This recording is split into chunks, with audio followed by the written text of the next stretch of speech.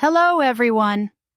In this episode, we're exploring a topic that might just change the way you think about the milk in your fridge. Yes, you heard that right, milk. But not just any milk. We're talking about the intriguing debate surrounding A1 and A2 milk, a subject that has been stirring up controversy and curiosity in equal measure.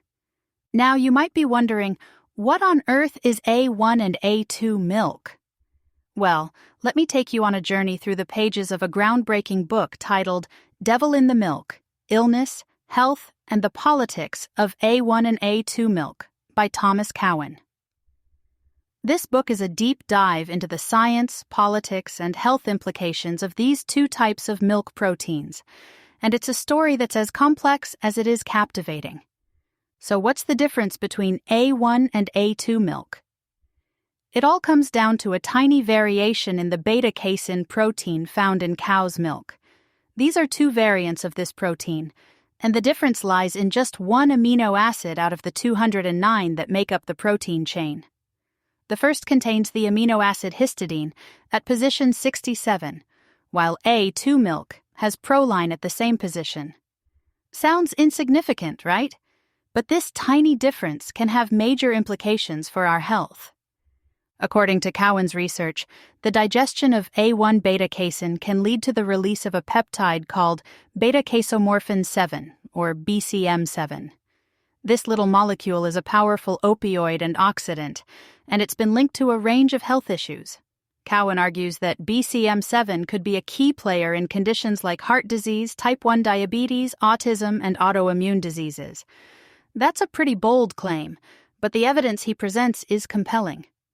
Cowan's book is packed with scientific research and studies that suggest a strong correlation between A1 milk consumption and these health issues.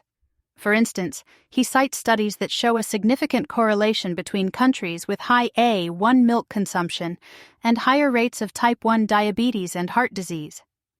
He also delves into the animal studies that show mice fed A1 beta-casein had a higher incidence of diabetes compared to those fed A2 beta-casein. But Cowan doesn't just rely on statistics and lab experiments. He also explores the historical and cultural aspects of milk consumption.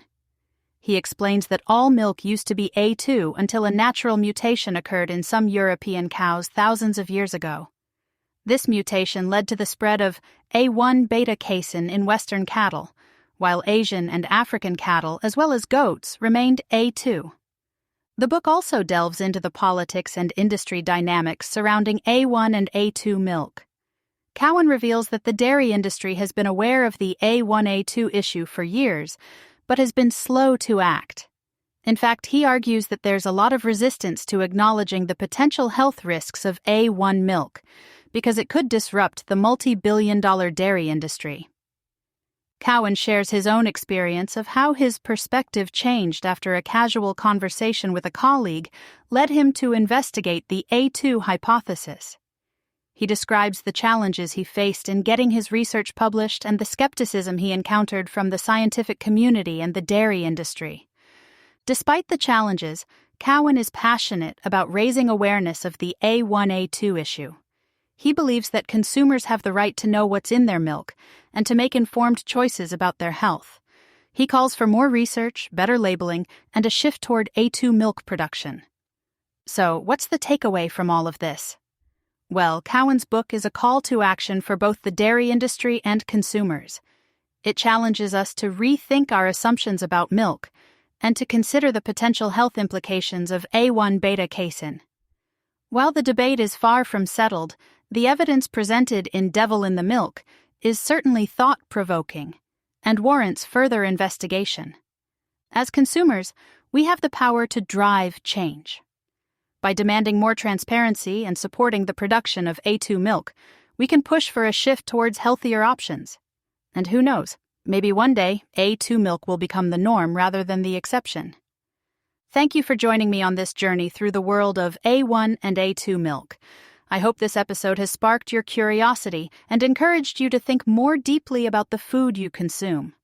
Don't forget to subscribe to the BrightLearn podcast for more fascinating insights into the world around us. Until next time, stay curious and stay healthy.